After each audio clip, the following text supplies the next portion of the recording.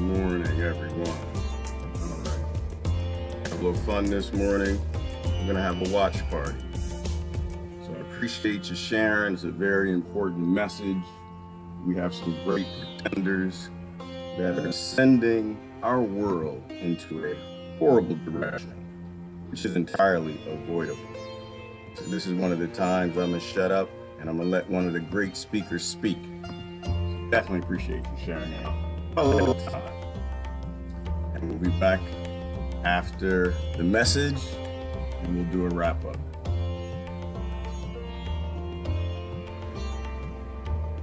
Perilous times.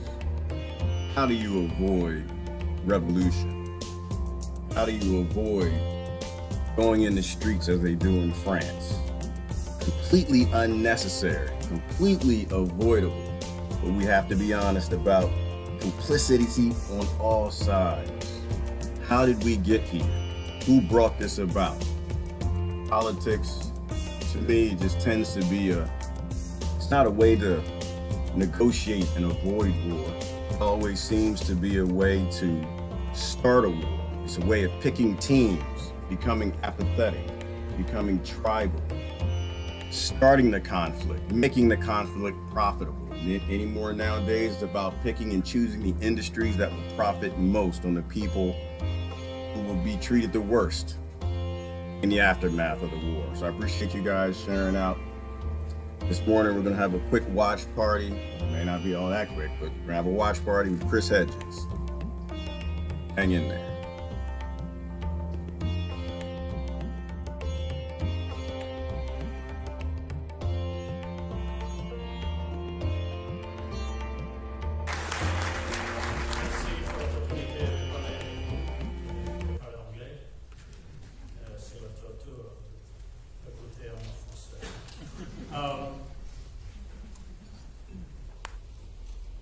I want to talk a little bit tonight, because I think it's important, about how we in the United States, as well as in countries like France, have ended up with this extreme right. If it was as simple as the figure of Donald Trump or Marine Le Pen, we wouldn't have anything to worry about. In fact, it's far more serious than a particular bigot or proto-fascist. My work over the last few years has focused on the disintegration of the capitalist democracy in the United States. That was the investigation that I carried out in my book, Death of the Liberal Class, Empire of Illusion, The End of Literacy, and the Triumph of Spectacle.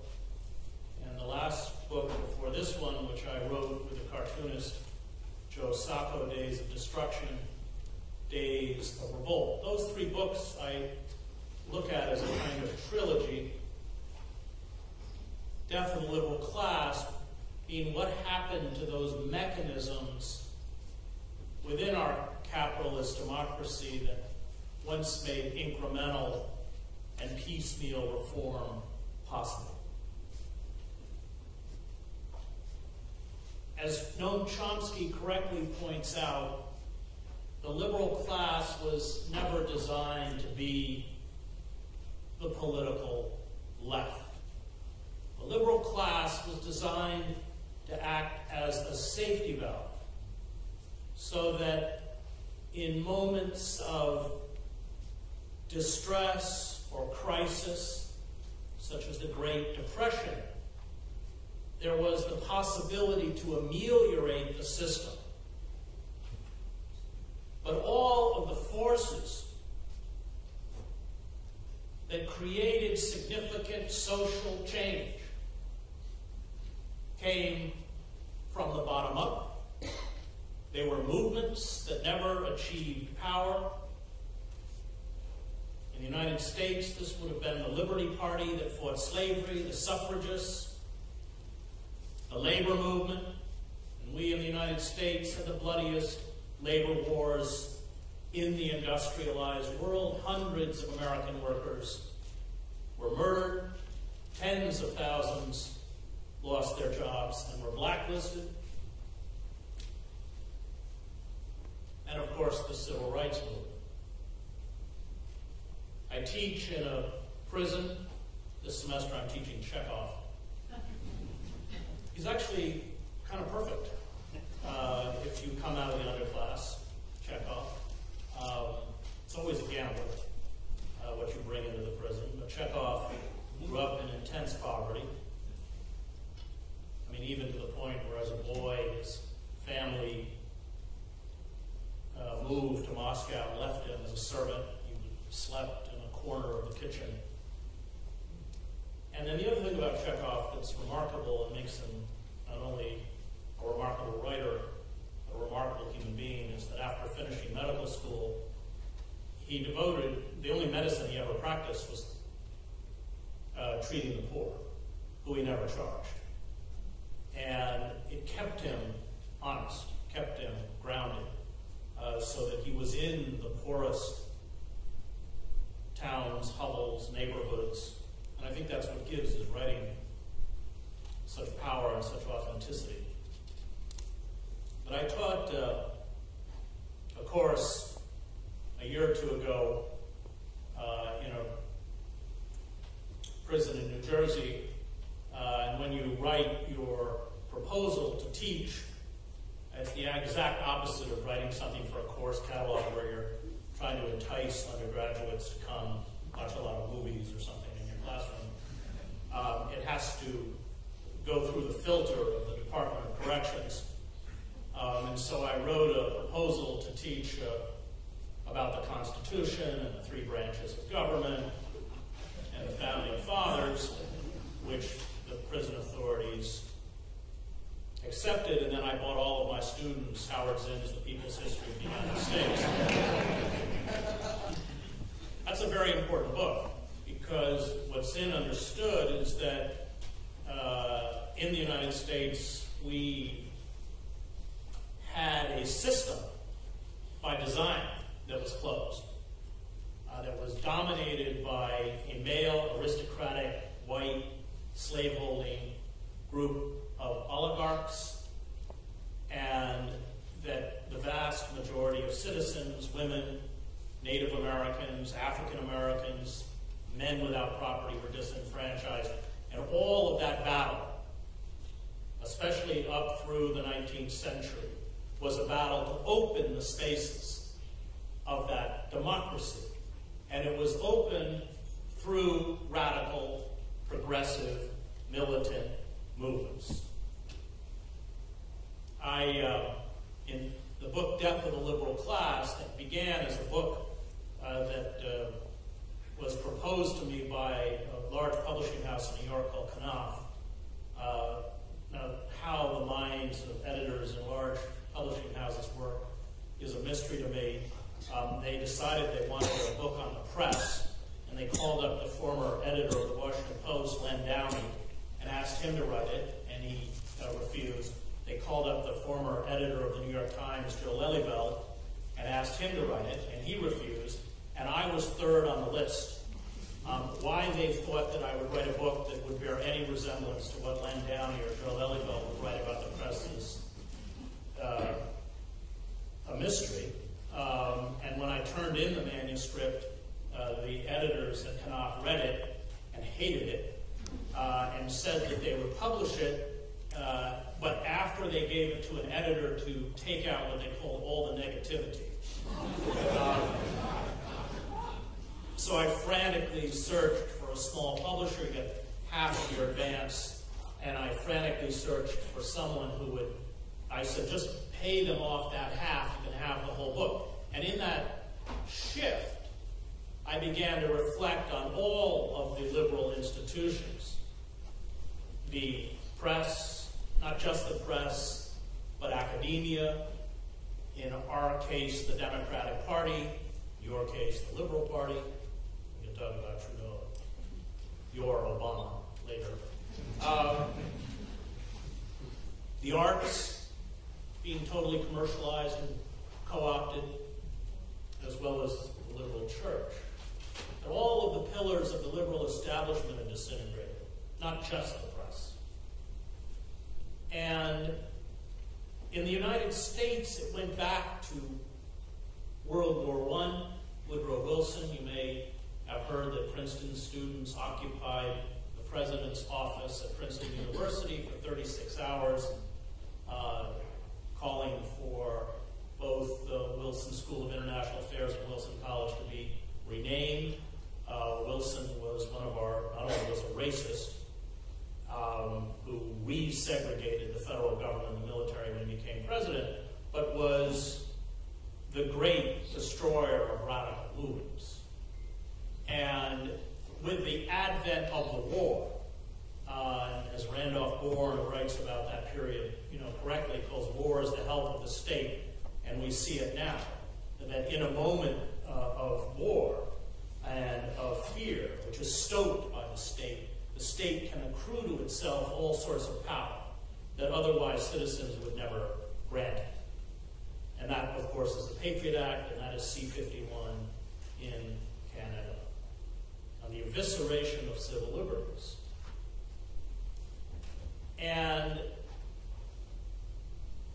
what we saw was the rise of the first system of modern mass propaganda, the Creel Commission and the Committee for Public Information, which ends up being the model that Goebbels uses when he creates the Nazi propaganda machine. Indeed, he uses Edward Bernays' book, who came out of the Committee for Public Information, called Propaganda, as one of his seminal texts.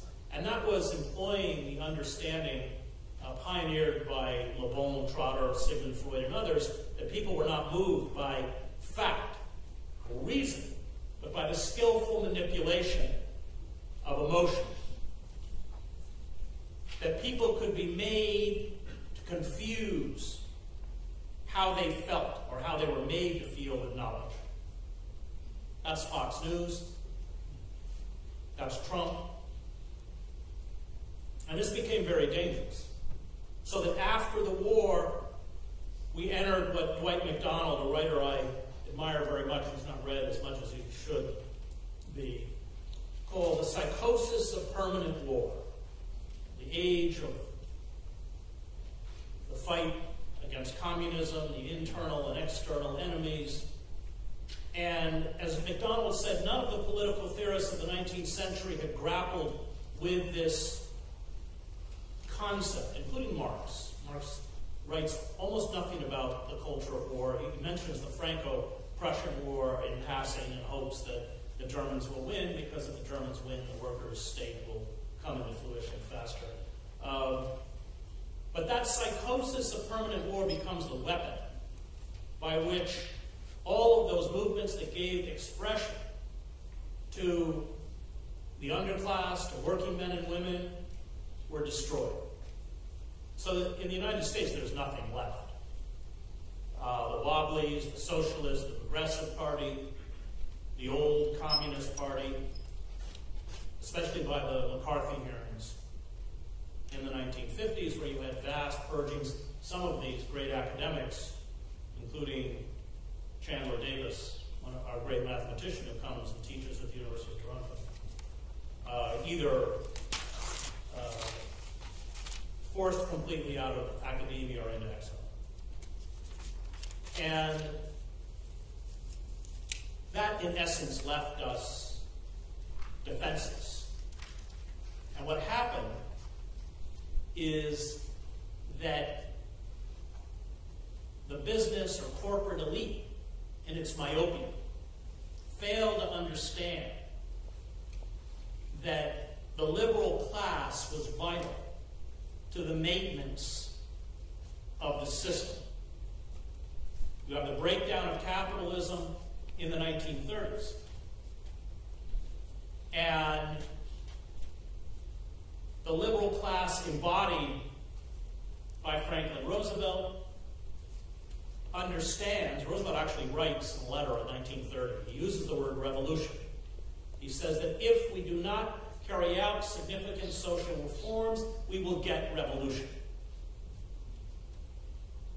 And so, in the United States, that's how you get the government creating 15 million jobs, public works projects. And Roosevelt says that his greatest achievement as president was that he saved capitalism. And that's correct. But with the death of those progressive movements, crushed in the name of anti-communism, the people were in essence left defenseless. And that gave rise to this very pernicious ideology, which John Ralston Saul, I think, has written quite presciently about, neoliberalism, which is, as Saul points out, a utopian vision. There's nothing in human history that justifies the absurd belief that you can run a society based on the dictates of the marketplace. And yet that, of course, is what has happened almost completely in the United States, but Canada is hardly exempt. And the rise of this ideology, and Karl Polanyi writes about it in his great work, The Great Transformation, where he chronicles unfettered, unregulated capitalism. Because the United States branded his wife a communist. He taught at Columbia. He actually lived in Toronto, and he would fly back here on the weekend because his wife was not allowed in the country. But he says that unfettered, unregulated capitalism is a force which, left unchecked, commodifies everything. Human beings become commodities. The natural world becomes a commodity that it exploits until exhaustion or collapse. And he actually, although he's an economist, he actually uses the word sacred. He said, when a society loses the capacity for the sacred, when nothing has an intrinsic value, and everything, human life, the ecosystem, is judged solely on its monetary value, then that society propels itself forward until exhaustion or collapse. And that, as Polanyi points out, is why the environmental crisis is intimately twinned with the economic crisis. The ideology of neoliberalism, and we should remember that that ideology was shoved down the throats of Canadians by the Liberal Party. It's the Liberal Party that orchestrated austerity, largely, in Canada. Created large segments of populations who were considered redundant or superfluous labor. Some of you may have driven through the United States, although you can drive through parts of Canada and see much the same. But in city after city, it is boarded up factories, abandoned warehouses, pothole streets. And this is how empires die. They hollow themselves out from the inside. many of those people, unskilled labor, who live in these communities, particularly poor people of color, who have no work, with all of the attendant problems that poverty brings. Their bodies are worth nothing to corporations. On the streets of abandoned cities, but locked in cages. They can generate $40,000 or $50,000 a year for prison contractors, private phone companies, private money transfer agencies, prison construction firms, guards unions. And that's why we have 25% of the world's population,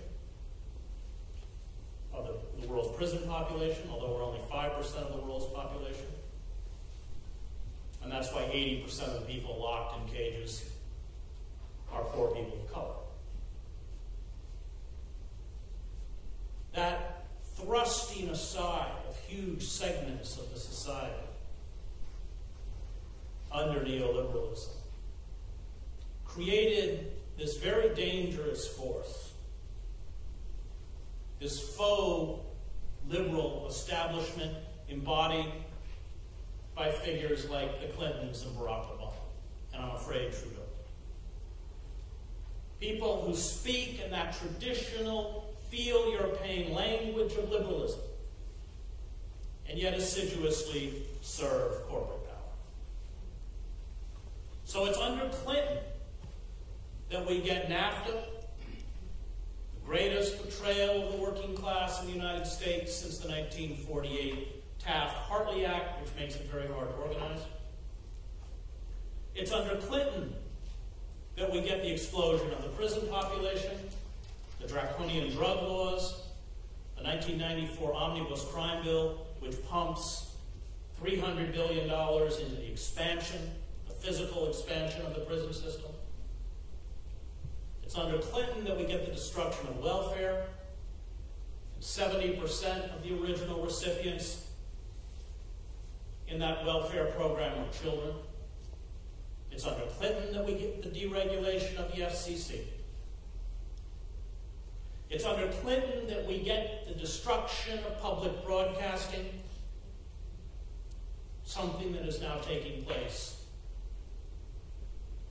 within the CBC. It's under Clinton that we get the repeal of the 1933 Glass-Steagall Act, and Chrétien saved you from this. He saved you from this banking crisis that had created firewalls between commercial and investment banks, and that precipitates both our national financial collapse and the global financial collapse. Now, at that moment, everything turned politically. Because what you created was a bankrupt liberal elite. And that liberal elite, which colluded with corporatists and with the Republican Party to deform the economy and to reconfigure the society to serve corporate profit at the expense of the citizenry, retreated into the culture wars. Cultural diversity, but it did so in such a way as to deform the very concept of justice, especially for the oppressed. So feminism becomes about having a woman CEO or a woman president, in the case of Hillary Clinton, not about empowering oppressed women. Promoting an African American, in our case to the presidency, ends up putting into power a figure who Cornel West correctly calls a black mascot for Wall Street. So you had most of the society, certainly the poor, especially the working poor, crushed, struggling, stripped of the ability to organize. Unions in the United States are now less than 12%, only 6% in the private sector. And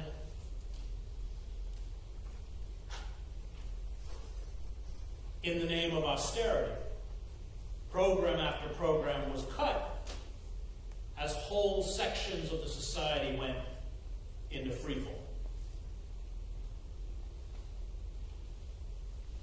It affected all of the underclasses. But it created something very dangerous within the white underclass in the United States, which is now manifesting itself in the Republican primary. I was in Montgomery, Alabama, with the great civil rights attorney Bryan Stevenson, who has spent a life defending people on death row in Alabama who, not surprisingly, are almost all poor black men. And we were walking through the streets of Montgomery, and Bryan was pointing out one Confederate memorial after another. Indeed, when you enter Montgomery at the outskirts of the city, and half of Montgomery is black, there is a massive Confederate flag. And Bryan said almost all of these memorials have been put up in the last 10 years. And I said to Bryan, that's exactly what happened in Yugoslavia. Because the war in Yugoslavia was not caused by ancient ethnic hatreds. It was caused by the economic collapse of Yugoslavia. When people reached that point of despair and hopelessness, they retreated into mythical narratives about themselves and about the past. The neo-Confederate movement, which was sweeping the southern United States among poor whites, and which is part of the base that Trump is catering to, along with the gun culture and the militias and the Tea Party and the Christian right. And I spent 2 years writing a book on the Christian right called American Fascists, the Christian Right, and the War on America. I was trying to reach out to them. You know, I struggled over that. I didn't use that in the title lightly, and my friend Bill Moyers deeply opposed that, calling these people fascists. And I went to the two great living scholars in the United States on fascism, Fritz Stern, who himself fled Nazi Germany in the 30s and wrote The Politics of Cultural Despair, and Robert Paxton, who taught at Columbia and wrote The Anatomy of Fascism after 2 years of research to see if they could argue me out of the word. But that fusion of the iconography and language of American patriotism and the Christian religion, that sacralization of the state,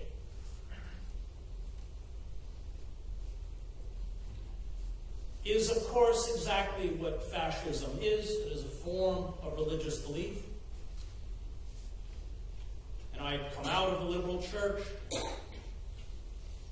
and I think the great failure of the liberal church is that they did not call out the Christian right for who they are, which is Christian heretics.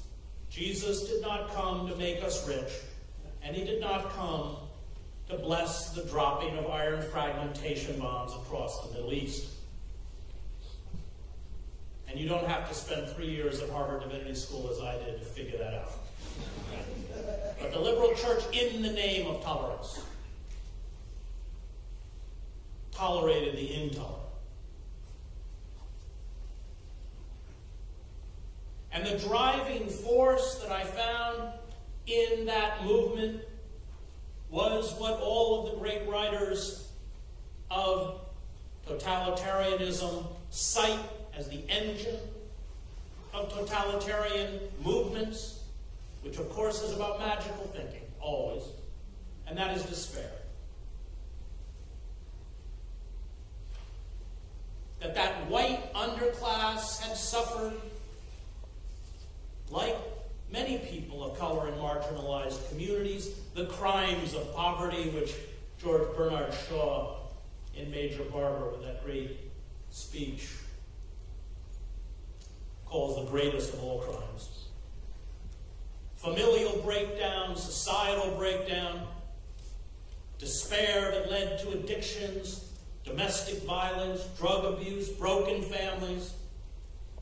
And they retreated into this world of magical thinking because the real world almost destroyed them. And one of the most disturbing events that I covered for this book was going to Detroit with Tim LaHaye, who wrote the End Times series, which are the best-selling books of all time in the United States. These series of apocalyptic visions of the end of the world and the gruesome death of believers and the battle between the returning vengeful Messiah and the Antichrist. And I listened to this language, which is not pulled from the Bible. It's completely invented by this movement. And the excitement in the room about the destruction of the world around us. And I realized that the engine of this belief and the lust for this apocalyptic violence came from people who were almost destroyed by that world out there and longed to see it eradicated. And that apocalyptic vision, that belief that violence will finally purify the earth, is as common to the Christian right as it is to ISIS. Because those who gravitate towards ISIS are also those who have been discarded and turned into human refuse by neoliberalism. As anyone who has been in a banlieue outside of Lyon or Paris understands. 5 million North Africans in France, and I've lived in France, and it is a deeply racist culture.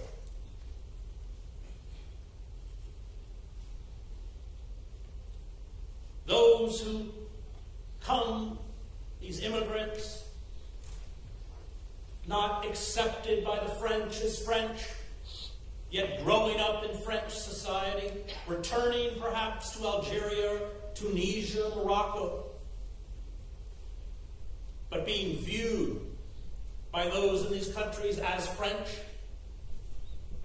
caught between two worlds, unemployed, in despair, suffering from a loss of identity, are easily captivated by these apocalyptic forces who have, like all fundamentalist movement, this binary view of the world. Black and white, good and evil. Believers and non-believers. The 30 or 40,000 foreign fighters that ISIS now has, 4,000 to 5,000 with European passports, draw on the same pool of discarded youth who gravitate to the Christian right. and who make up this movement that figures like Marine Le Pen and Donald Trump appeal to. Fritz Stern, in The Politics of Cultural Despair, said it with a breakdown of Weimar Germany. There was a longing for fascism before the word fascism was invented. And that's what's dangerous. It's not Trump. It's not even Marine Le Pen. It is that movement that is looking for a figure who will legitimize this bigotry, racism, intolerance, homophobia, the anger towards a liberal elite that spoke up against these forms of sadism and yet turned their backs on the poor and the working class. So that the language they speak is a language designed on purpose to antagonize the college-educated elite, who they rightly believe betrayed them, and who they falsely believe promoted the interests of marginal peoples within our societies. Falsely because, although there were faces of color, although there was an acceptance by the elites of different ways of being, the vast majority of the underclass was assaulted and forgotten. For over 2/3 of African Americans in the United States, life is worse than it was when King marched in Selma. And that's the danger we face.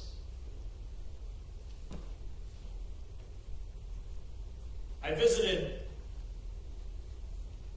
the Creationist Museum in Peterborough, Kentucky, which cost millions of dollars to build. They brought in the people who did the animatronic figures from Universal Studios.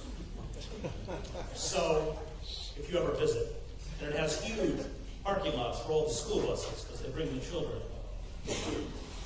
You go in and they've recreated the Garden of Eden with waterfall and Eve and Adam in the water.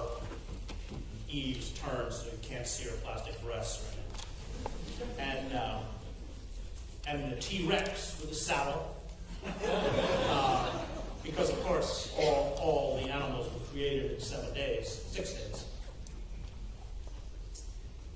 And the guide was in the group I was in, was saying, I'm sure you all wonder why T-Rex has such big teeth. Well, that's because Adam and Eve used T-Rex to open the coconuts. And then we went into the next room, and there was a replica of Noah's Ark, small replica of Noah's Ark, and the guide is saying, I know you all wonder how Adam and Eve, or how Noah got the dinosaurs on the ark. Well, he only put baby dinosaurs on it. But see, all of that's funny here. But it's not funny when you're sitting in a crowd of 40 people who believe it. It's terrifying.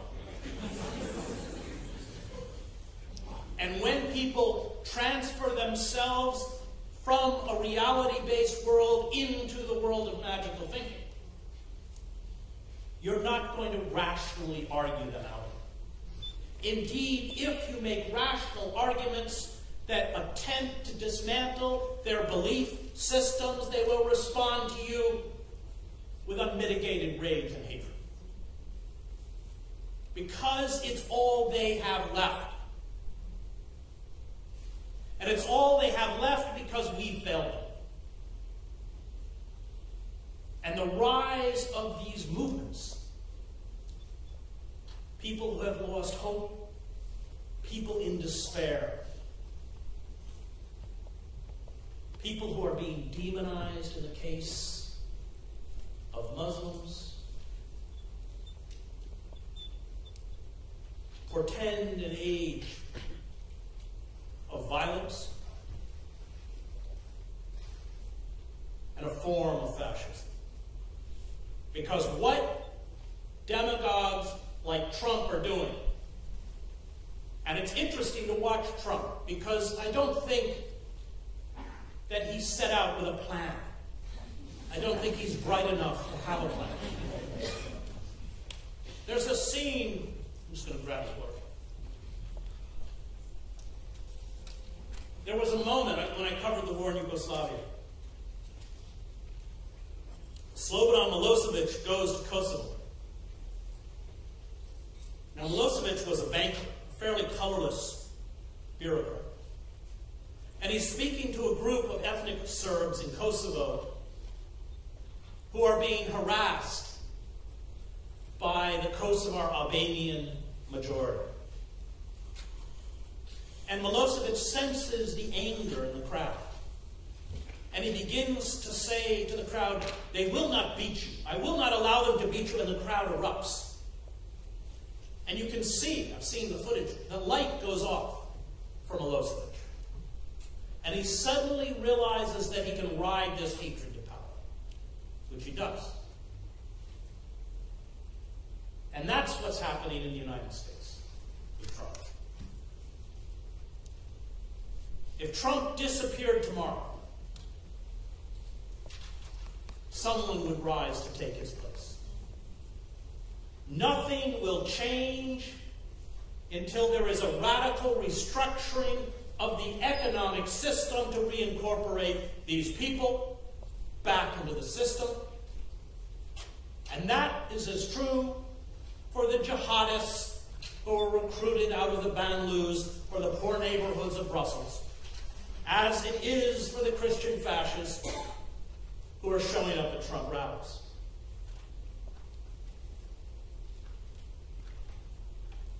And that will never come from the established systems of power. Because the only thing on the political spectrum, certainly in the United States, is this boutique focus on diversity, while the engine of economic repression continues its relentless pace to reconfigure not only our society but the global economic order into a form of neo-feudalism. NAFTA, the WTO, and now the TPP, as Ralph Nader correctly says, is the most brazen corporate assault or power grab in history. And you in Canada have much to fear from the TPP, because it seems likely that if Canada signs the TPP, your health system will be destroyed. And I urge you all to look closely at what is in that 5,400 and something page document. Because, and this affects Paris, all these non-binding agreements are overridden by special trade tribunals. Any public asset, any public enterprise, from the post office to education in the TPP agreement, has to be made, corporations have to be given a competitive, what they call level playing field. They have to be competitive.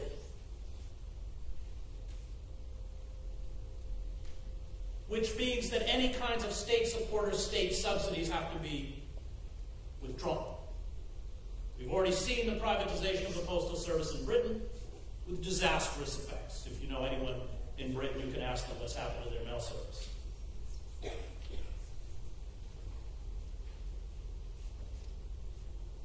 The rise of the TPP and you would think by now we would have figured out that trade agreements are a scam, is like Polanyi understood. This process of unrestrained, unchecked, unfettered, unregulated capitalism that only knows one word, and that is war. That will continue its assault. It has no internal restraints, and it now has no external restraints. And the elites understand this. The last book I wrote, Wages of Rebellion, The Moral Imperative of Revolt, is different from the 3 books that I wrote previously. Empire of Illusion, The End of Literacy, and The Triumph of Spectacle being about the rise of an image-based or spectacle-based society, the severance from a print-based culture, the world of ideas replaced by the world of cliches. And this book, the latest book, no longer seeks to analyze the world around us, but recognize that resistance on a grassroots level is all we have left. Stopping the machine from working.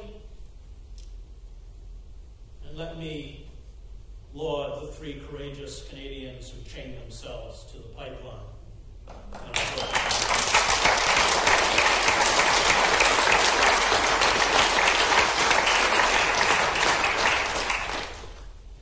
We have to build militant, resistance movements that function the way the civil rights movement functions, where we overload their jails. Where groups of people stop a train, go to jail, and tomorrow another group shows up and stops that train. Because no one in Ottawa and no one in Washington is going to do it for us. And we have no time left, as anyone who reads climate change reports understands. Now the elites understand what's coming. They've run scenario after scenario in the NSA and other internal security organs about the effects of climate change and the refugees, which we're already watching out of Syria, Iraq, Afghanistan. And they have reconfigured the law and built the most sophisticated security and surveillance apparatus in human history, and I covered the Stasi state, or the collapse of the Stasi state in East Germany. We are the most photographed, monitored, eavesdropped, watched population in human history.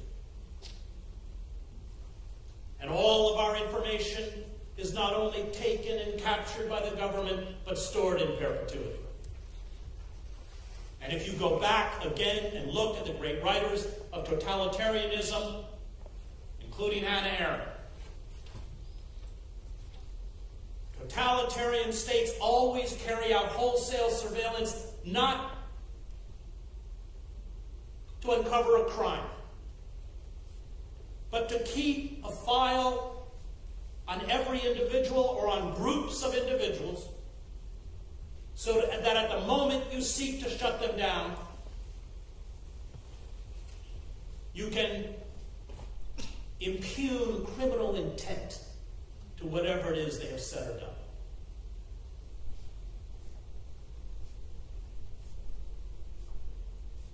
Some of you may know that I sued Barack Obama in federal court over Section 1021 of the National Defense Authorization Act. That permits the U.S. military to carry out policing on the streets of American cities, overturns over 150 years of domestic law. To seize citizens who substantially support. That's not a legal term. That's not material support. Substantially support Al-Qaeda, the Taliban, or something called associated forces. Another nebulous term. strip them of due process, and hold them indefinitely in military facilities. Just like the evisceration of privacy, which is patently unconstitutional, so is the empowering of the military to carry out extraordinary rendition against U.S. citizens on the streets of our cities. And what has happened in our court system is that they have upended our most basic civil liberties. They have rewritten them by judicial fiat.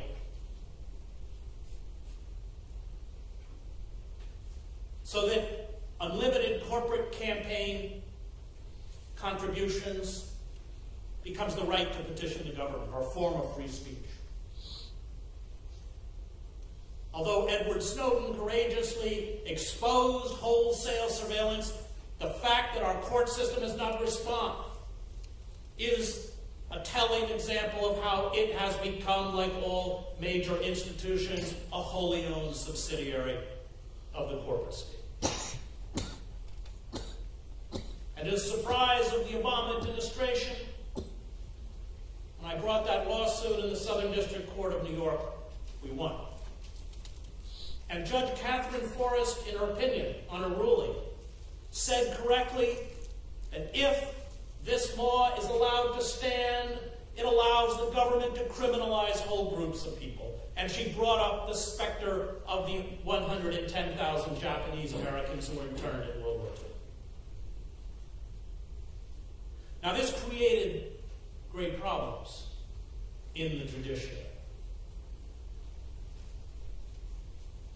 The day that she issued her ruling, the lawyers for the NSA and the other security organs showed up and in the name of national security demanded she lift her temporary injunction and put the law back into effect. She refused, to her credit. That was Friday. 9 a.m. Monday morning, those same lawyers were in the next court, the appellate court, and demanded the same thing, and unfortunately the appellate court agreed. The lawyers and I knew Obama would appeal, but we were mystified as to why they were so aggressive. And I think the assumption was that they're already using the law, that there are already dual U.S.-Pakistani nationals in places like Bagram or other black sites who, if they could get out of captivity while that injunction was in place, could hold the government in contempt of court. Now, what happened next is emblematic of how the judicial system is become an instrument of repression. The court wouldn't rule and wouldn't rule. And I was also a plaintiff in a case before the Supreme Court called Clapper versus Amnesty International. And in that case, I and others had challenged wholesale surveillance. This was before the Snowden revelations. And the government lawyer stood in the Supreme Court and said that our charge that we were being monitored by the government was speculation, and then added that if we were being monitored, the government would tell us. And so the Supreme Court threw it out.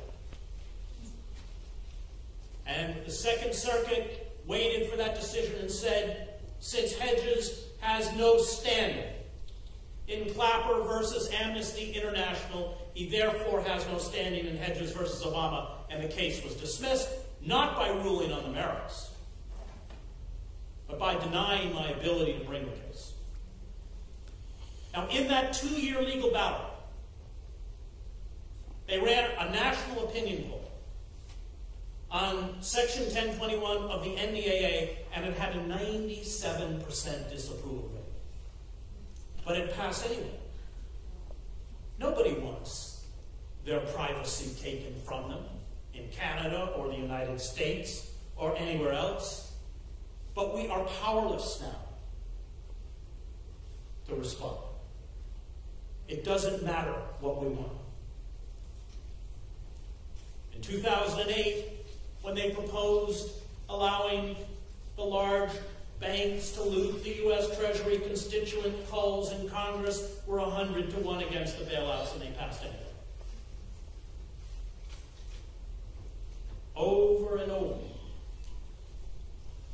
We live in a system, the political philosopher Sheldon Wolin, who we just lost recently, calls inverted totalitarianism. And by that he means it's not classical totalitarianism. It doesn't find its expression in a demagogue or charismatic leader, but in the anonymity of the corporate state. That in inverted totalitarianism, you have corporate forces that purport to pay fealty to electoral politics, the iconography and language of American patriotism, the Constitution, and yet internally have seized the levers of power to render the citizen.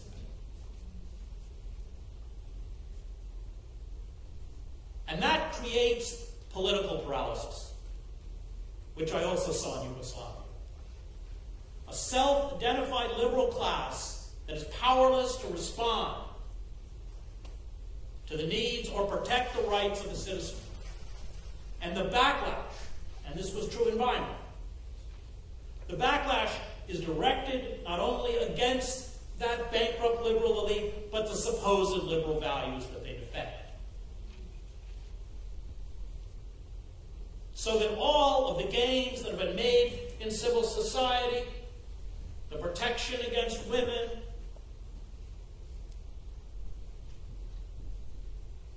the condemnation of bigotry against the GBLT community or Muslims or undocumented, all of it's rolled back. And that is what we're struggling against at this moment. And yet, the engines of corporate pillage remain unchecked. Which means that this contagion will only expand. Now there is one important difference. Canada, we do everything wrong, and then 5 or 10 years later you copy us. It's kind of a mystery how that works. But there is an important difference between Canada and the United States. And that is that the United States is a deeply violent culture. We are a culture that is steeped in blood and has been since our founding. It is in our DNA. Genocide of indigenous peoples, 95% of whom were killed. Slavery. The empowerment of white vigilante groups, whether they were slave patrols, or the Klan, or the Pinkertons, or the Baldwin Felts.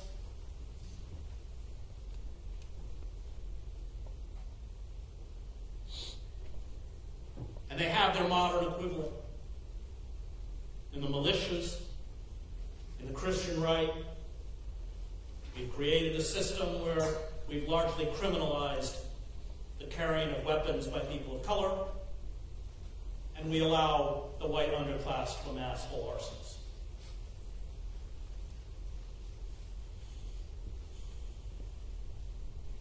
Richard Slotkin, the great historian, calls it regeneration through violence, this belief that we can regenerate ourselves through violence. So people are rising up in the United States against this culture of violence. Black Lives Matter 3.1. Citizens are murdered every day in America, most unarmed people of color.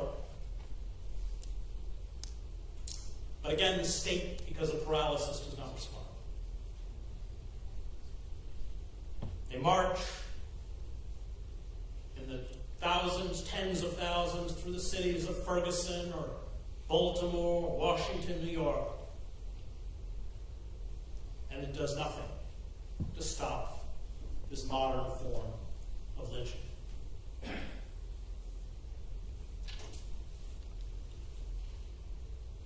And that's why this year we have had 27 law enforcement officials assassinated. I'm not talking about gun battles. I'm talking about assassinations in the United States. The refusal on the part of the state to respond building a mounting frustration that across the society will increasingly express itself through violence. The white underclass is withdrawing into their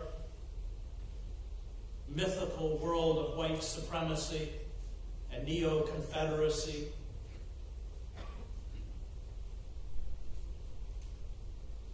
People of color in our internal colonies are finally rising up against state-sponsored terror. And the corporate engine of assault continues to disembowel the country. We are an empire, you are not. And we have the disease of empire. We are expanding beyond our ability to expand.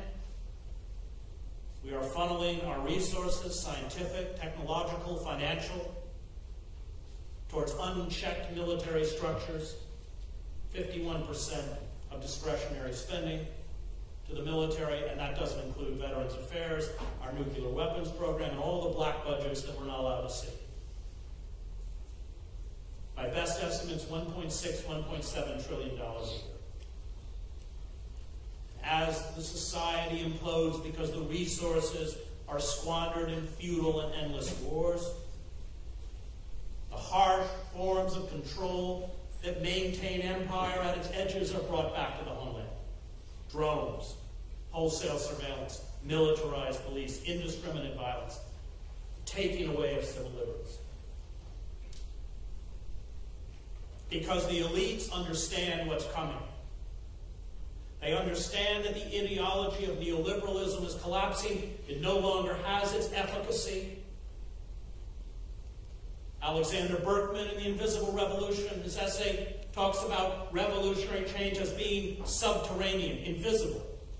The way water boils in a kettle, and you don't see it until the steam, and then you hear the whistle.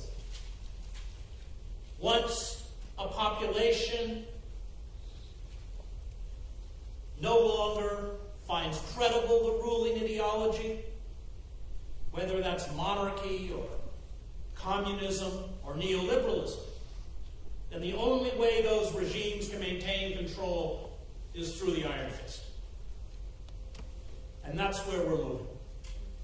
That's what's already happened.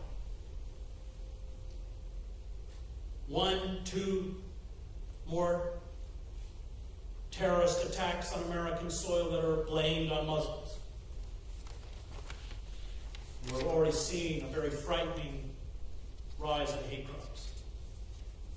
We'll begin the physical disintegration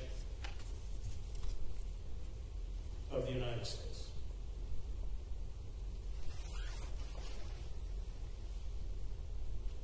And as this is underway, the fossil fuel industry plunges us towards collective suicide.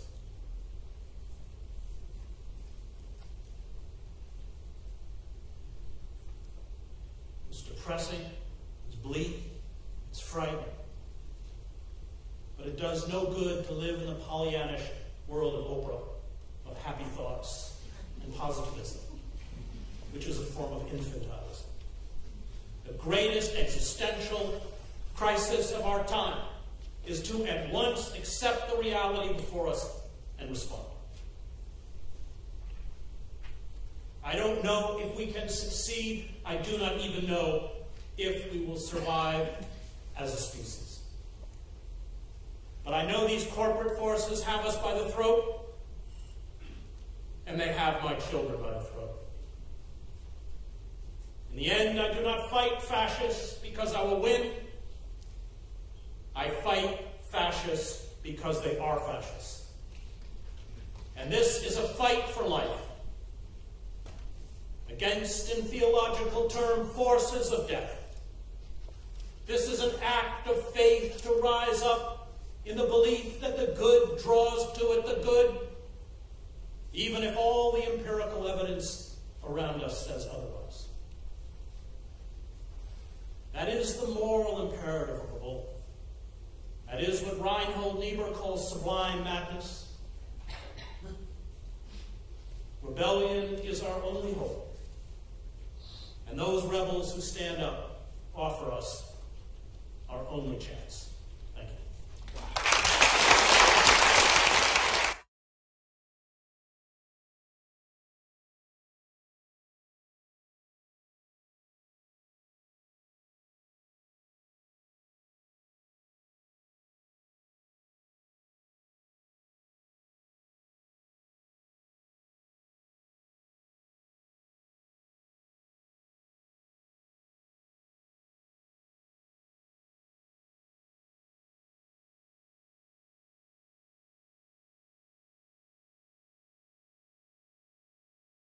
Say it, no, sorry, I got to start all over. I hate that. I hate that.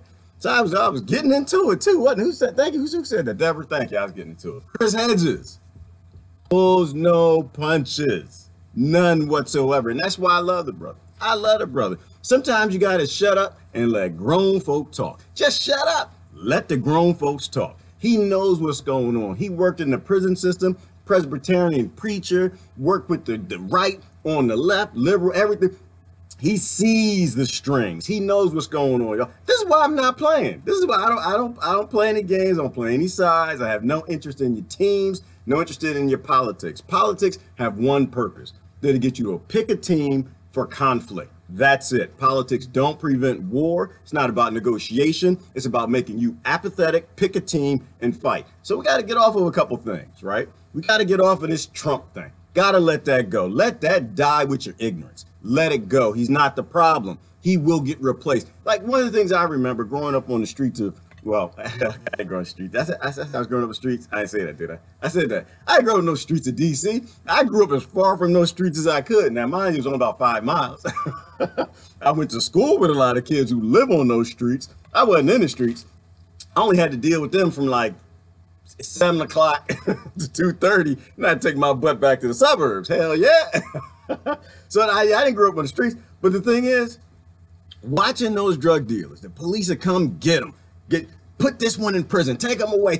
By the time they take one guy off the block, they got another one right out there. Going after Trump and impeachment and Mueller, and all this stupid stuff is useless, because all you're going to do is piss off the other side. You know what they're going to do when you piss them off? They're going to bring somebody else. So Pence is a thing, and is he going to get worse? Yes. Every president steadily gets worse. We don't have a choice in this. This is why I'm saying we have to be adults. We have to focus on real problems. We have to listen to the adults in the conversation, the people who've been all sides, who realize what the problems actually are. Get off of the drama and talk about the real issues. The real issue is the damn robots. We all gonna die. We all gonna die. We on the die train right now. We heading to die right now. And the thing is, you're not on the train by yourself. This is why I love how he said that. You're not on the train by yourself. You're on the train with your kids. We all on the die train. We done got our luggage. And it's not funny. It ain't funny at all, because it's gonna hurt. It's gonna hurt. Y'all keep being stupid with this Mueller investigation, this Russian racism. You're fighting racism over there, but now you hate Russia, and you forgot what they did to the Japanese. Now they got the Patriot Act and NDAA and how they walked them all into slave camps. You don't think they're gonna do that to the Russians? And now what they have just this morning, they came out and they gave the Russians, 6 months, saying that they're in violation of some NATO nonsense, right? If you're not paying attention where this is walking and you're still fighting poor people, something wrong with you. Something wrong with your brain. It's not working. I'm trying to get my comments up. I'm kind of go through some of the comments, answer any questions. Does anybody have any questions? Class has commenced. Okay. Chris Hedges done laid it down. This is why I'm saying, don't get on board with the ignorance coming out of Washington. This is all about corporate rule. It's always about handing everything over to corporations, your children. So I love how he said it. How'd he say it? How'd Chris say it? What was the quote? I had to go back to the quote. How'd he say it? The way he put it, he says, I know.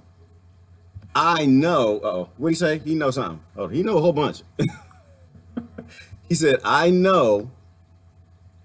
No, go down. I got the quote somewhere. Hold on. Wait, somebody said the word jackass on their post this morning. Who said that? He said, I know These corporate forces have us by the throat. There you go. Have us, wait, let me see if I can move that over. Have us by the throat.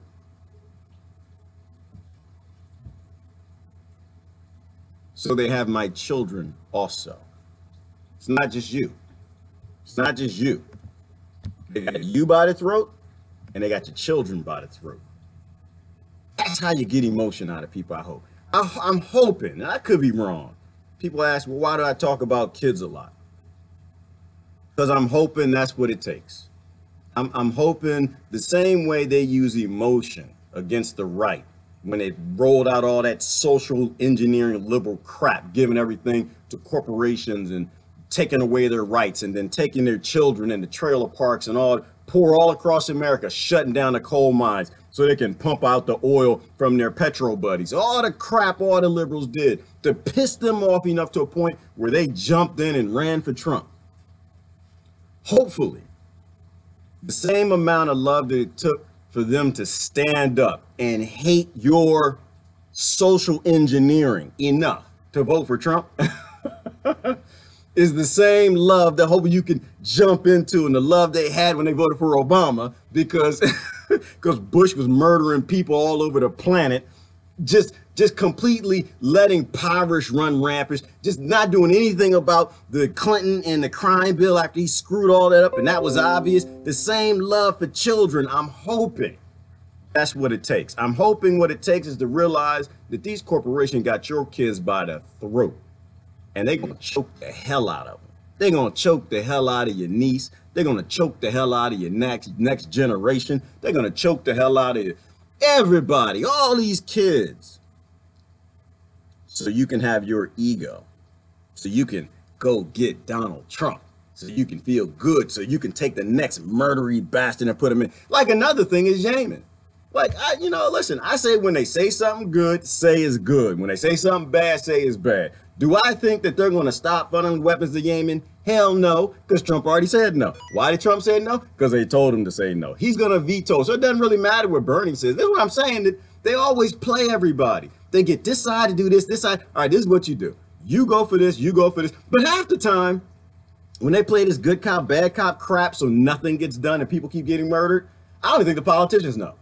I don't even think they know. Half the time, I think it's just about money. I just think that they're just taking money. That's all it is. And in order to get this money, you vote this way. To get this money, you vote this way. Then now Bernie got the money, makes him feel good. That, oh, yeah, I can stand up for Yemen. Because I think at the heart of it, Bernie's probably a good person. I think the heart of it, Trump is probably a good person. I think at the heart of it, Obama's probably a good person. But they get that money. The job isn't about being a good person. The job is about taking money. That's what it's about. We don't have politicians anymore. You just have people jockeying for checks. That's all it is. That's why I'm saying political parties don't exist. They haven't existed for decades. Grow up. It's gone. It's done. All they're doing is taking money to keep their butt in the chair. That's it. And the money that's coming down, the corporations are the ones counting the votes. The politicians, the parties used to be the one counting the votes. Now it's just corporations. They need to sell tanks. They need to sell bombs. They need to sell white phosphorus. They need to sell ships. And Yemen is a big thing. Saudi's a big group that's going to buy a bunch of them. And so they buy the politicians, and they got everybody rally back towards Bernie again. Bernie, oh, he's going to be our president. And meanwhile, they already got him bought off and paid off. They give you just enough to keep you stupid. They give you just enough just to make you think that you have some say in government again. But when they got to get something passed, they don't talk to you. NDAA, Patriot Act, when they got to pass these things, it's just like in France. They don't give two damns about you. Like people say, again, if 90-some% of the population was against the NDAA, what was it, 20? What was the one that was the worst one? Was like 2016, and they kind of kept it in there with the presidential kill list and indeterminate incarceration, where you could bring any American into detention or anybody around the world without a trial. And they kept all that in. 90% of Americans was against it, and they passed it. What does that tell you? 90-some% of Americans, Democrats and Republicans, were totally against it, and they passed it. What does that tell you? They don't give two shakes of a willy what you think about any damn thing at all. Just like in France. So same with France. 73% of the people are behind the yellow jackets, which aren't out in the streets burning stuff down. You always have a few bad people in these things, but the vast majority of the populace are behind it. If 73% of French people are behind the yellow jacket protest, do you think that they're out there killing people and bombing stuff and burning things down and spray painting everywhere? No, they show you that. Why? Because they don't want you standing up. So they got to convince you that they're bad people. This is how it works. It's on TV. You can believe it. I'm on TV right now. I'm on mama. I'm on TV, mama. I'm on TV right now. You can believe me. You believe all of that crap. You should believe this. They're going to show you exactly what you need to see because they don't want you standing up wherever you are. It's another thing Chris Hedges got on point. It is a time to stand down. It's a time for mass dissension. It is. I'm not saying go out in the street and piss on monuments. I'm not saying that. I'm not saying turn over the M5 BMW, set them on. Actually, you should do that. Yeah, don't turn them over. Don't turn them. Not yet. Let's not turn them around. Set them on fire yet. Get the banana in the tailpipe, little bastard. You drive an M5, take it back. I'm sorry. That's just how this works. Start putting the Eddie Murphy banana in the tailpipe. But it's time for that. You know, it is time that we start standing down. It's time for a peaceful stand down. It's time to stop buying all of their crap. It's time to start to put these big corporations out of business. They're already convulsing. You can see them convulsing now. You know, the government's convulsing. That's why you got all this censorship. That's why they got all the prisons. That's why they got the police. They're convulsing. They're acting desperate. That's a good thing. You got them on the ropes. You see, what was it? A couple thousand stores closed every year. They put out the list. Thousands of big box stores are closing up. These big corporations are having trouble. So we already got them on the ropes. They need growth. All you got to do is walk away. Walk away. Do the exact opposite of what they say. Bush said after 9/11, he said, go out and shop. All you got to do is stop shopping. Buy low. Christmas time is coming. I need my baby's got to have something. Start teaching your kids they don't need every damn small electronic. And that's another good thing. The good thing is they got these little one device electronics, the phones and the iPads. The whole world is on them things. So all you got to do is teach a little snotty, I love you kids. Kids good. Y'all love kids. But you teach them little rugrats that they can play everything on one game, right? It wasn't like when we were kids. You had to have one for football, one for soccer, one for this, one for ping pong, one for this, one for that. You don't need that. All they need is one. They got the whole world in that. Boom. They got that. Everything else is wooden toy. Wooden toy. What's wrong with wooden toys? I played with wooden toys my whole damn life. Since I was a kid, the little truck and everything. You can give them wooden toys. Give them local made things. You can get some local shoes. Get some local hats. Find somebody that makes some pants. Local stuff. Local gifts. Buy them. Oh my goodness. Buy some books. Oh my goodness. What the heck? Books. What the hell is a book? A book is something that you read. Buy him some books. Buy him a Chris Hedges book. So I had to show y'all Chris Hedges. I had to show you Chris Hedges, because sometimes you gotta shut up. You gotta know when to shut up. I'm always about listen to the professionals and shut up. Shut it up. Shut it up. He knows what's going on. This has all happened before, and this only ends in one way. Only ends in one way. Since the very beginning, Americans, they use poverty for violence. They starve you and they make you violent. Do you think that a whole bunch of people in Britain just decided, you know what, I'm going to go to America and kill off 95% of the indigenous population? Do you think that happened? If you look at history, that's not how it ever happens. They starve their populace. They break down their economy. They tax their people. And in worse conditions, human beings are capable of the most horrible atrocities possible. You can get them to go across, get on a boat, cross an ocean, and start cutting off people's heads and scalps and selling them. And so they can make a team called the Redskins so y'all can run up and down, dance, act a fool with jackets on and say Redskins on them. That's what the Redskins were for, because it was red skin, because you were murdering people and taking their skin, and their skin was a little darker than yours. But you can do that when you starve people. That's why I'm saying stop fighting the people. The people are being starved, and they don't care that you fight them. They're going to fight you back. How you fix people is you deal with the problems that make them violent. You deal with, if we could go back in time, if I had a time machine, I can go back to Spain, I can go back to France. Who else came to America? Go back to Britain. And all of those starving people, if I could give them productive farms, if I could give them breaks from their taxes, if I could give them a good life, no man's going to get on no damn ship and leave a comfy life where it's sustainable to go murder 95% of another continent. So what are we going to do? Are we going to fight the British? Or are you going to listen to the right in that example?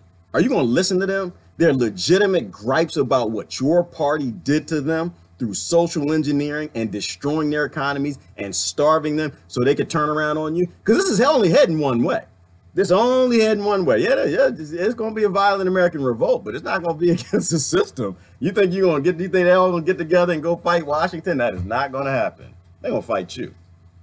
Because that's how it's being engineered. They know that people, when they're starving, when society's collapsing because corporations are looting the entire nation, they know that people are going to flip. They know that people are going to get violent. The question is, do they want people going after the politicians, them, or do they want the people at each other's throat? And that's how they got you. That's how they got you, because you don't know history. There's nothing more important than history. They've got you played. They got you on the ropes, and you don't even know what the hell's going on. Rope-a-dope. That's what they got. Left, right, literally left, right on the ropes. Don't know what the hell is going on, and you think your enemy is a poor person in a ghetto or trailer park. Do you see how stupid this is? Do you see how obvious this all is?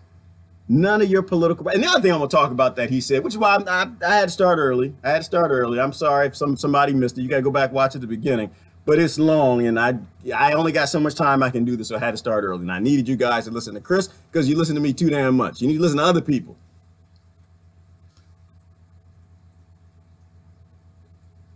Faking, right? Faking. What was the word he used? I have to go back and look at it. But he called it, right after he was talking about the Pollyanna, the Pollyanna got me.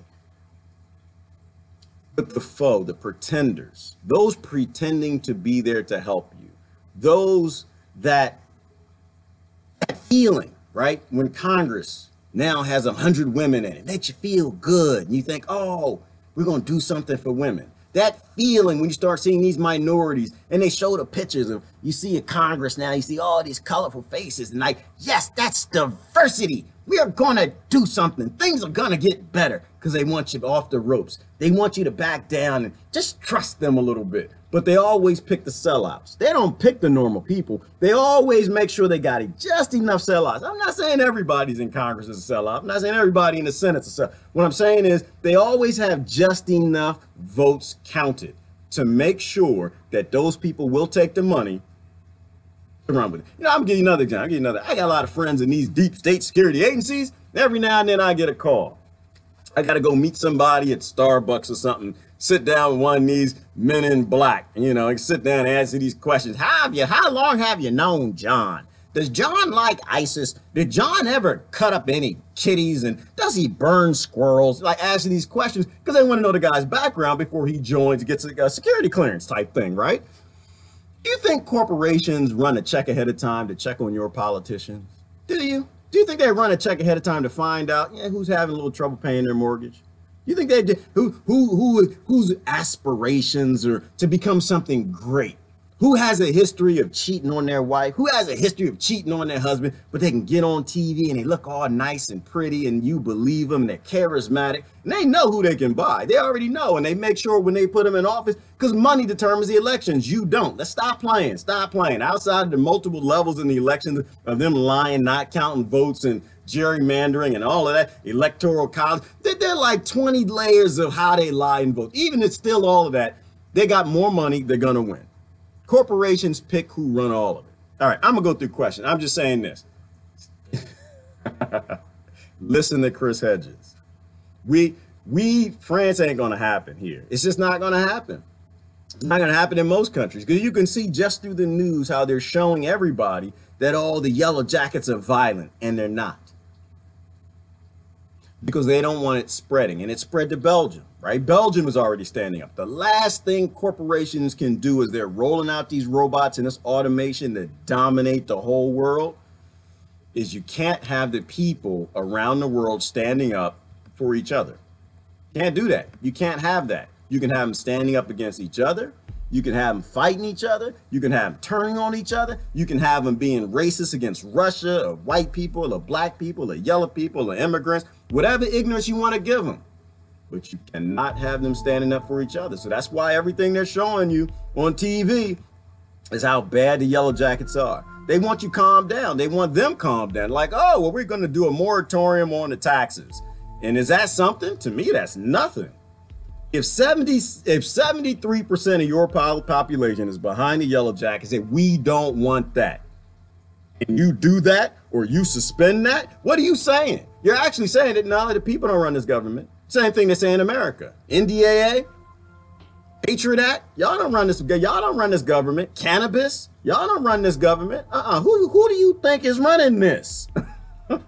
They pull one of them on out you. They pull one of them out. Who you think is running this? I got some 5G whoop your behind in the trunk. I'll pull it out. Start shooting people in the streets. That ain't never gonna happen here. That ain't never gonna happen here. All it's gonna be a violent revolution and a lot of people gonna die. This is what I think. I think it's all about World War III. I think it's all about some major conflict around the world. You can't wage a war. See, we got endless weapons because we got the Federal Reserve and central banking. We can print all the money we want to murder anybody we want. And they don't give a damn about the American citizens. They don't care. They don't need your vote. They can print all the money. They don't need your taxes. They print everything they need. So they got all the weapons. They got the white phosphorus. They got the bombs. They can genocide anybody they want. They don't have the oil. That's the only thing they don't have. The oil. Who has the oil? Saudi Arabia. MBS, right? They got the oil. Who does Saudi Arabia not like? Iran. So what are our options in Yemen? Zero. Right? Because Iran, we already pushed Iran away. Remember, Iran was neutral. They didn't care anything about this Russia, America, British thing. They didn't care nothing about it. They were neutral. We pushed Iran away. And because we pushed them over to the Russian side, of course, they're the oil with the rest.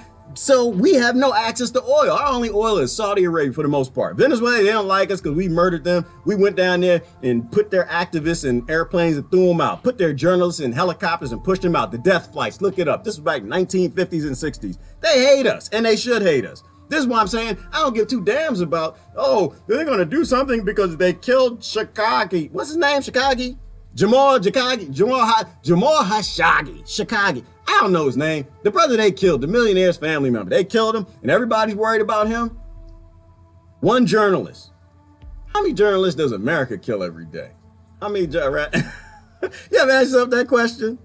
Because they get upset. You see all these politicians, they get on TV and they start talking about how, oh, we got to do this to MBS because he did this to Jamal Khashoggi. Meanwhile, the deal is already signed. World War III is already on its way. They already bought the U.S. military and they bought all the seats in the Senate and the Congress. I don't think it's going to be a nuclear war, but I think it's going to be a real conflict. They just need the oil. Do you think they're actually going to turn on Saudi Arabia's oil? Hell no. Hell no. All they're going to do is they'll replace MBS with somebody else. And this is what I'm saying. They get you fighting on this Trump thing. Trump like MBS and Saudi Arabia. Leave it alone. They need the oil. They've already bought the wars. Too many of y'all, 7 billion people, y'all about to become 8 billion. It's too many of y'all. They need to murder a couple billion of y'all to keep this stability, to get all the robots and automation in place to kill the rest. That's why. It's not conspiracy theory, just how it always goes. When the king gets a higher technology, doesn't need as many people, some of those people got to go or he's got to feed those bellies. He doesn't want to feed the bellies. So you start a war and you kill off those people. It's just that simple. It is just that simple. But I think you have to listen to what smart people say. Chris Hedges is phenomenal. The brother is smart and he saw it coming. I saw a little bit. I didn't see what he saw. He saw the whole picture. I saw a little piece of the picture. I saw the growing Tea Party movement and I realized, man, y'all Clinton, y'all done jacked everything up. What do y'all see what y'all doing to the poor white folk? Do y'all see? Are y'all seeing this? You know, I tried to help them. I jumped in with children's rights and did everything I could. Child protection coming from them, losing their jobs. You know, I did everything I could to help. I couldn't help nothing. And then, so I'm not surprised about Trump is there.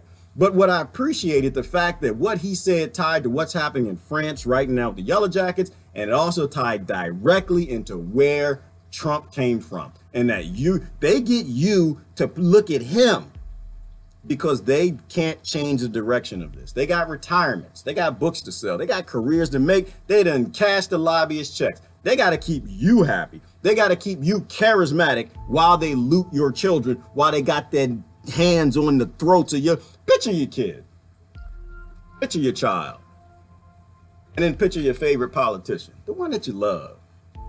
one that you got the bumper sticker for. You can try to get me to vote for. You can post it on my page. Got a magnet on the fridge. And picture that politician with its hands on the throat of your kids. Just choking them just enough.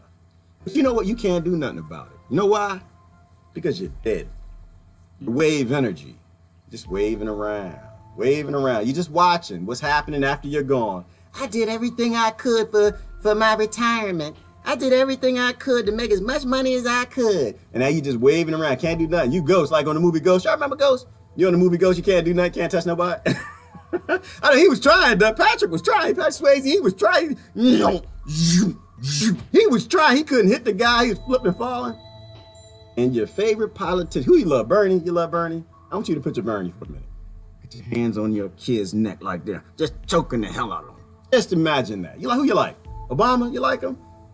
Imagine one of the Obama girls choking the hell out of your daughter. Yeah. Who you like, Clinton? Imagine Chelsea choking the hell, because that is actually what's happening. It's crazy. But the cool thing is we can see it. If you want to see it. I don't think it's a if you can see it. I think it's if you want to see. That's the problem. They pick these charismatic politicians and they just get you fooled. And when you start to see the truth, you run from it because you don't want to see it. You don't want to admit that you're being played, that you've been played. That's how to make it worse. That's how to make it worse. That's why I'm saying, I know Brother Gown is here, you're going to be upset with me. I'm fine with the way all the political chairs are. I don't want none of the musical chairs changing. I don't give a damn about that. What I care about is we stop. We bring it to an end.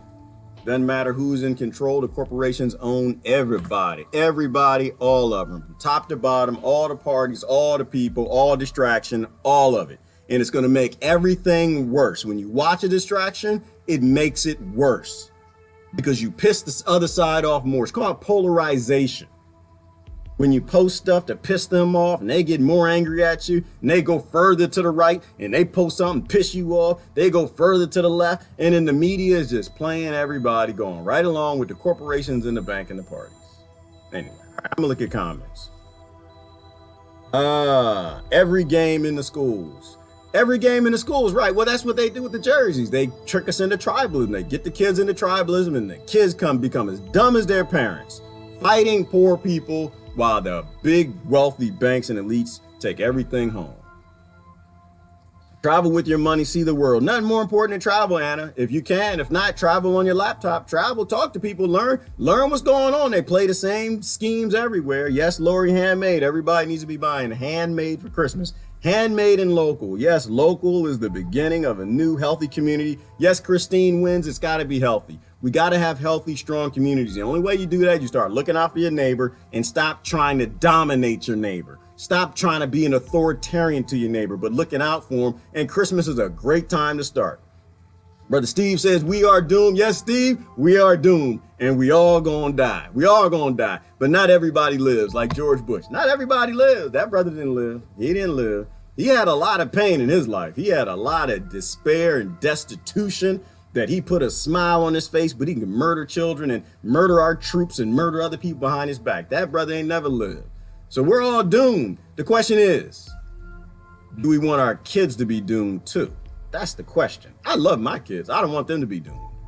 So I'm trying to end the nonsense so we can fix the nonsense, not make the nonsense an apocalyptic nonsense. That's a new word. We need to be watching the French opposition right now. They're not showing it for a purpose. No, they're not, Jamie. And what they're showing is they're showing violent mobs. But on a few channels, every now and then, I think it was Al Jazeera, RT, you can see them helping each other, them standing, dancing, and singing. They got the ambulances, Jamie. They got the ambulances. Now they're in it, right? And so they took all the ambulances and they put them all, the EMT workers, they put them all around a certain building and turned their sirens on. Did you see that? So you can see it every now and then. And if these were violent mobs destroying things and what you see on TV, then why would the EMTs, they're kind of like doctors, but they believe in the hypocritical oath. The EMTs save lives. If they were out there destroying things, hurting people, being violent, the EMTs wouldn't be involved. This is a whole nation standing up. Same way with Yemen. Why can't the biggest militaries in the world take over Yemen yet? Because they're not fighting the military. They're fighting the people. They're fighting block by block by block by block, because you don't have a couple insurgents in Yemen. You got every damn person who are trying to fight off the colonization wars of Saudi Arabia and America and the UK and France, because they're trying to get us into World War III to reduce our population. Too many of us, and y'all stand up and you got big mouths. But the problem is, no, you don't stand. That's the problem. The problem is not enough of us are speaking. Not enough of us are neutral. So some of us are speaking, but we're kind of faking neutral. We're one of them great pretenders. You like to pretend. You know the people who pretend, they pretend to be neutral, and election time comes and they jump them back on their party. We got a lot of pretenders. Got a whole lot of pretenders. You want peace, you got to take a position of peace. Like I said, there's a difference between peace and anti-war. I had to think about this for a while. I'm not anti-war, because anti is like a negative word. It's kind of like an authoritarian, forceful word. You can't really have peace all the time when you have anti-war. But when you got peace, when you are for peace, it means you don't pick a side. It means that your resolve is based in the solution of no fighting. You can be anti-war and start a war. That's how America runs right now. That's how we built the whole empire. We're anti-war. We started every war to prevent a war. And we went right. I was just done. I was with y'all though. I went right along with, yeah, we're going to start the war. We're going to stop a war. We're going to start a war by stopping a war. So there's a difference between anti-war and peace. That's why those scriptures that y'all don't read talk about peacemaking. That a Christian is not supposed to be a peacekeeper. The Christian's job isn't to keep the peace. The Christian's job is to make the peace. It's your job to go out and find people who have problems with you and fix those problems. Not through going through legislation and the authoritarian making a right and a law to force people to do with their bodies what you want them to do. No, that is not what Christ did. And that's not what scriptures say. You're supposed to be a peacemaker. You're supposed to be going out making peace anywhere somebody has an issue with you. You're supposed to be going down to the border and taking bowls of rice and pizza and things that help them. That's what you're supposed to be doing. But that's if you believe in that religion thing. Not everybody believes in that thing. Like I said, not everybody believes in natural law neither. We think the government is Santa Claus. Yes, we do, Lori, and we worship it. That's why I love and believe in aliens. I just wait for people to challenge me on that. They're like, you believe in aliens? I'm like, do you believe in political parties? At least there's some evidence. There's some whistleblowers for aliens. Ain't no whistleblowers for political parties. They all lying. They are all great pretenders. This amazing game of good cop, bad cop, looting a nation, giving your kids' throat to massive corporations. Let me see what else we got. Share it out. Most of us know it. Share it to someone you think won't listen again and again and again. Thank you, Brother Gallon. That's what we have to do. We have to keep talking, keep sharing, keep talking. People say, nobody's listening. That's not, it doesn't matter. Keep talking, keep sharing. Nobody's liking my post. Keep talking, keep posting. Nobody's sharing that. Keep going, keep going. Nobody's inviting. Keep inviting. Why? Because this is our last chance. This is the last chance.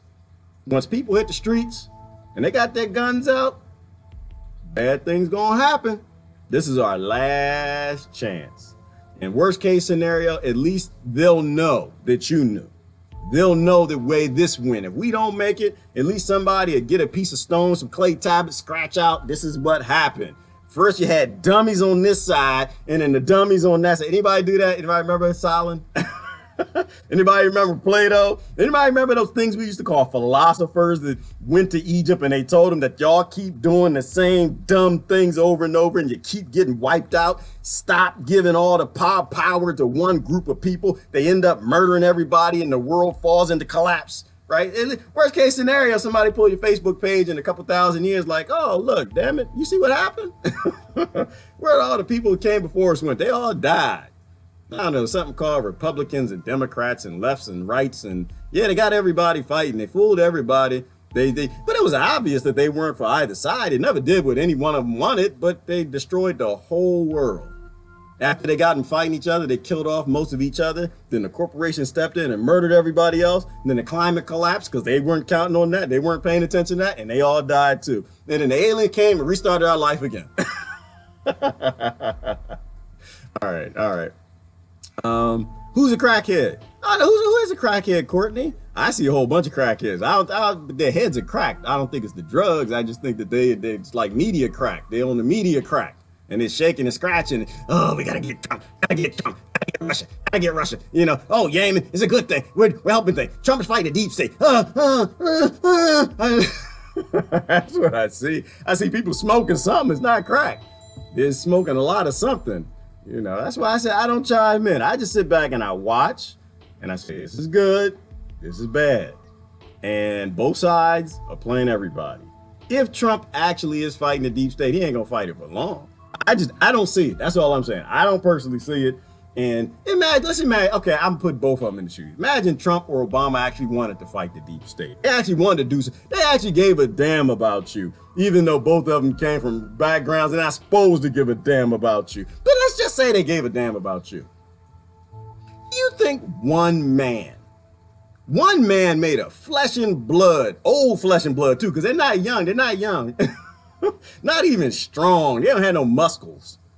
One man made of flesh and blood is going to take on, what, 1,000 billionaires, their industries, the corporations, and everybody that supports them and their deep state agencies. One old man is going to do that. He's going to do that, and they're going to let him live. JFK was young. JFK could run and hide, and they put 7 bullets in that man. Come on, stop. Let's be real. Let's be real. Doesn't matter who's in the White House. Does not matter. Does not matter. What matters is you getting people to stop fighting with you, and you getting people to think about their children, to think about the future. All right, let me see last couple comments and I'm gonna get out of here. Like I said, I'm sorry I started early. I had to do that. Sometimes you got to sit down and let the grown folks talk. Chris Hedges had to talk. Politicians are the mob. They are the mob, Glenn. Brother Gellin, they absolutely are the mob. I know I didn't ask questions and followed orders. Yes, Age of Credilla, we shouldn't be following orders at this point. We should be doing the exact opposite. I don't blame the order followers because most of them are kids. Most of them are under the age of 26 without frontal lobes. I don't blame them. I blame the people who lived here long enough who understand what they're supposed to be doing. Like, to me, that's another psyop. They get old people to blame young people. Meanwhile, the old people going to work, working on their retirement, working for the corporations that are making the weapons and the bombs and the support systems for the order followers. So I just see a bunch of sellouts, but I'm never going to blame young people for something that old people supposed to know. Old people supposed to be doing it. Old people supposed to be stepping up. The order followers, when they stop following orders, that's called a revolution. Old people have a way of to end it peacefully and stop being stupid, put their egos away. When the order followers, when they got to fix it, that's a war. That's death. That's destruction. And we don't want that in our country. If you can end something peacefully, you do it peacefully. And you do it easily by not blaming young people who got tricked into wanting to support their country because they love their neighbors and they love their flag and they believed all the bull that we did. So I'm not an order follower blamer at all. Plenty of oil in Africa. Yes, Maryland, there's plenty of oil in Africa, and that's why Obama rolled out AFRICOM, because they told him to. They got a whole bunch of black people to murder and oil to steal, and they got a lot of slaves to roll out, and that's why they needed a black president to do it. So y'all would go for it. Shucking and jiving. That's why they needed one. But we're played. It's okay. Everybody gets played. The key is you don't want to stay played. Don't stay played. It was a good quote. I forgot it. I always forget these quotes. Who said something to the effect of, I think it was JFK. He said there's something about, there's an error. You know, you can make an error, but an error becomes a mistake when you refuse to correct the error. I know I murdered the quote, messed it all up, but I think you get what I'm saying. An error is just an error. Doesn't really become a mistake until you refuse to accept you made an error. You refuse to accept it is an error. Go home, kids knocked over the milk, spilled the milk. You can say, you know what, that's an error. I'm gonna clean that milk up. Or you could just look past it. I ain't see the milk. I ain't spilled no milk nowhere in the world. I ain't spilled no milk in Latin America, Honduras. I ain't spilled no milk with the indigenous people. I ain't spilled no milk in Yemen. I ain't spilled no milk nowhere. I didn't spill no milk with mass incarceration. I didn't spill no milk with the Telecommunications Act. I didn't spill no milk with the Welfare Reform Act. I didn't spill no milk with the Patriot Act. I didn't spill no milk. I didn't spill no milk in how I vote. I didn't spill no milk. And it becomes a mistake when the mold starts growing. All that pus and blood from the cow milk just start to percolate. Y'all know it's pus and blood and cow milk. Don't drink cow milk. Don't do it. If you drink cow milk, you're going to die, because that's why they got to radiate. It's got pus and blood, all in the pus and blood. Pus and blood. Then they color it white or something? Don't drink cow milk. Don't be the only species on the planet that drinks another animal's booby fluid. That's just stupid. That's stupid, y'all. That's an error. It's an error. You keep doing it, it's a mistake. Don't keep doing it. Casein is in it. It's a carcinogen. All right. That's why healthcare doesn't work. That's why I don't talk about healthcare. You know, you need to get some common sense care first. You're getting you sick. Don't let people die. That's where I stand. Eat like you're healthy. Don't lie about what's healthy, and don't let people die. That's where I stand. I don't care what politicians call it. They always call it something to get people fighting. You see, anti-violence is the dichotomy to violence. Exactly, not peace. Peace is further down the line from the paradigm change, right? Because peace, Genie, is based in a solution, right? You got an end game, and it's a way of operating where you don't pick a side. That's why I say I don't pick a side with Israel and Palestine. I'm not on a side. I'm on peace. And if all the governing bodies in those areas, the Israel, Netanyahu and the PLO and Hamas, and they're all interested in the fight, and they all profit from the fight, they all got power and positions and money and weapons and sympathy and got people to control from the fight, then I'm for the peace. It's all of those groups that gotta go. All of them, all of their leadership. They all gotta go. And then you can have peace. That's why I'm always for the peace. Don't pick a side. You pick a side and people ready to fight. That's why I'm not anti-war. You can be anti-war and pro-war at the same time. So I'm trying to change how I talk. Y'all, my friends keep telling me, think about your words. I'm trying to think about my words. It's like walking a tightrope, these philosophical topics. It is a tightrope tie, which is why we got to listen to smart people. Let me see. Won't live long enough to see the better day? Question mark. Then live to at least see, to point the way. Exactly, Rebecca. People say it won't happen in our lifetime. I'm not worried about that. I'm a parent. I don't care about happening in my lifetime. My lifetime, I live good, Rebecca. I live good. I don't have any complaints. I don't have any regrets. I don't have any complaints. My only goal is to make sure my kids don't have to deal with the same ignorance that we see right now. That's all I care about. Ty prefers coconut milk. Good, Ty. You're helping healthcare. Thank you. Thank you, guys. Up with healthcare prices. Drink almond milk, rice milk, coconut milk, hemp milk, any milk, but don't drink no daggone cow, bovine breast milk. Don't drink that crap at all. Bring back philosophy. Hashtag, yes, Genie. We got to bring back philosophy in schools. We got to make philosopher warriors out of our kids. Philosopher warriors. We got to grow kids that question things, not grow kids that are order followers. Like, if you want to fight the order followers, then don't make one. Don't make another one. Make one. It's hard to raise kids that question. My kids, they drive me up the wall. They like to question everything. They question everything. It's okay.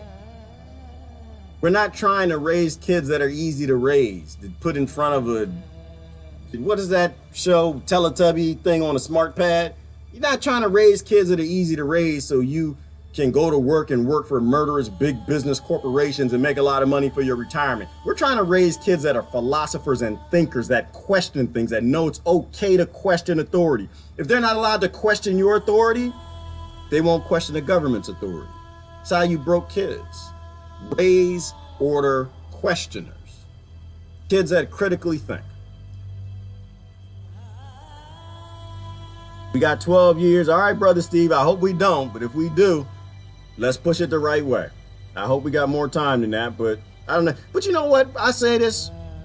I think that the planet has a lot more than we know. I don't want to say I think. I know. The planet, there's a lot more rebootable systems on this massive system than we know. Nature is a very resilient thing. I think it can reverse climate change, personally. The climate change, the stuff that we did, I think it can. I think it's got amazing reboot functions and procedures that we don't know anything about. And I think we just got to start going in the right direction. And I think the planet will take care of the rest. The human race has been here for millions of years. And if we were this stupid or we were stupider, I think we'd have been gone a long time ago. We'd have been, it just had been a dust rock. Like how they tell you Mars is, but Mars ain't. They say it's a dust rock. It's not a dust rock. I think there's people living on Mars right now. I tell my kids the question, man, that's what you should do, Jeannie. In the old days, we actually taught kids valuable life skills at a young age. Just tied because we wanted kids strong. We don't want them strong now. Parents just want them easy because they're working jobs they're not supposed to work. They're living lives they're not supposed to live. They're highly stressed and depressed because they live sedentary, monoculture lifestyles working for massive corporations that do everything that piss them off that they blame on other poor people from another party instead of looking in the mirror. That's what I'm feeling. The planet will eventually rebound in billions of years, but we will all be gone. That's probably right, Tammy, and that's the way it used to go. But I think there's a whole lot more. I think there's a lot more. And plus, I think somebody's watching us, Tammy. I think somebody's watching. I don't think we came all this way, and I don't think that every culture on the continent said that something came and helped us with agriculture. Like the human race, if you look at history, there's archaeology that shows that the human race has been knocked back to less than 10,000 people multiple times, but somehow magically it always restarts. Somehow magically we always repopulate everything. We have help. I'll let y'all debate on what that help is, what y'all want to call the help. We have help. Something's watching. Something's paying attention. We just got to grow up. We got to grow up and we got to act like we're sentient. All right, what's we got? Water moves. It wears away rocks. Yes, it does, Linda. And everybody's a drop of water. It smashes small rocks against the big rocks. Yes, it does, Linda. And that's why I say you worry about your mirror. People looking for something big to do. And you don't need anything big. You take care of you. You do the right thing. You do the right thing in your own mirror. Other people will mimic that when they see that you're doing the right thing. When other people see that you're not worried about who's in the office, who the president is, who's in the Congress, who's in the Senate, who the prime minister. When other people see that you're at peace with that and you don't care because you realize that that is not the problem, they will too. Viral. We're all sentients. At the base of it, we're all capable of critical thought. I think they just need to see you showing that you're capable of it. All right, listen, I gotta go. It's a long show. Appreciate y'all watching. What's the word of the day? Who got the last word? What's the word of the day? Somebody got something? What y'all got? Come on, spit it out, people. Most adults don't like children who question, so you must protect them and teach them to be resilient. Yes, Marilyn, love it, very true. Who got some word of the day? Last closing comment. It's like church, y'all, it's church. What's the last word of the day? We need a deacon. Where the deacon's at? What's the last word? I ain't giving up cheese for my pizza. Yo, what's wrong with you? What you talking about pizza, man? We try to say the word. What you... Yo, what's going on with you, brother? You've been in that garden too long. That's what it is. You mad because you're indoors. You can't do that garden. It's cold in Vermont. Got ice and snow everywhere. That's peace. Yes, Lori. Do I think France will be victorious? Anna, I do. I think a lot of bad things will happen. I don't think that them suspending anything is a sign that the government gives a damn. But the French, you can't stop them. They, like I said, them little dudes, man, they don't care. They might be smart. They'll start to They start throwing stuff at you, words you can't pronounce and speak. But they'll get together. They'll unite. I get a tear in my eye when I think about the French, y'all, because the French, they get it together. Them brothers don't play. They don't care what color you are, what race you are, what religion. They're just like, Viva la France! Get some torches and just start yelling and running in the streets. They don't care nothing. It's like 9/11 every day. Y'all had the 9/11, everybody had a great face, and y'all silly people fighting white people and fighting black people and all that went away. The French, it's something in their culture, something in their blood. Just how Americans love guns and violence. It's something in the French blood that make them want to fight. The bourgeoisie. Viva la boy. No, viva la poor. How you say poor in French? I don't know.